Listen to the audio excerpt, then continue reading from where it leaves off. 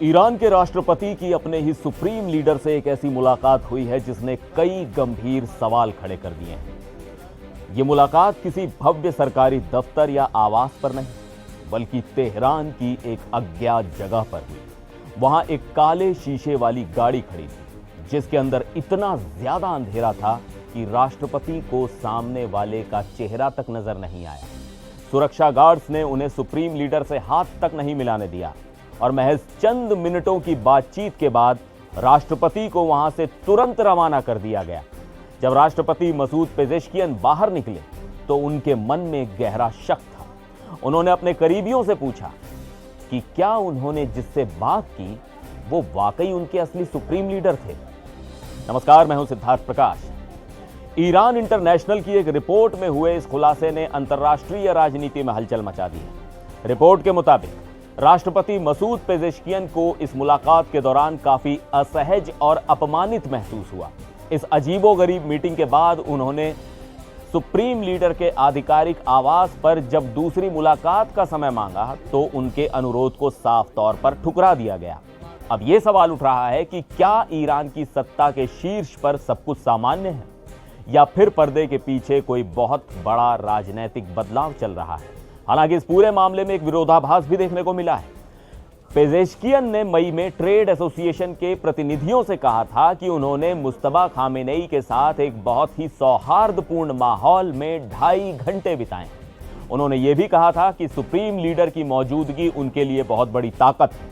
राष्ट्रपति ने अपने नेता का बचाव करते हुए कहा था कि मौजूदा हालात में कुछ लोग जानबूझकर उनकी गलत छवि पेश कर रहे हैं।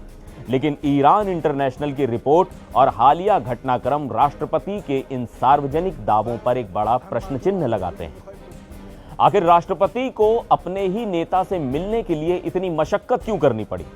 सूत्रों की माने तो यह मुलाकात राष्ट्रपति के भारी दबाव और इस्तीफे की धमकियों के बाद एक रियायत के तौर पर तय की गई थी। इजरायली मीडिया चैनल 14 के मुताबिक पेजेश्कियन को राष्ट्रीय सुरक्षा और विदेश नीति के अहम फैसलों से पूरी तरह किनारे कर दिया गया है। इसके बाद उन्होंने मई में इस्तीफा देने की बात कही थी। जवाब में सुप्रीम लीडर के कार्यालय की तरफ से राष्ट्रपति को एक अल्टीमेटम दिया गया और सारी रणनीतिक ताकत इस्लामिक रेवोल्यूशनरी गार्ड कोर्स के कमांडर अहमद वाहिदी को सौंप दी गई। इस पूरे रहस्य की सबसे अहम कड़ी सुप्रीम लीडर मुस्तफा खामेनेई की गैर मौजूदगी है। 28 फरवरी 2026 को अमेरिका और इजराइल की एक जॉइंट एयर स्ट्राइक में उनके पिता अयातुल्ला अली खामेनेई की मौत हो गई थी। इसके बाद से मुस्तफा को सार्वजनिक रूप से नहीं देखा गया है। उनके नाम से सिर्फ लिखित बयान जारी होते हैं, जिन्हें स्टेट मीडिया पुरानी तस्वीरों के साथ पढ़कर सुनाता है।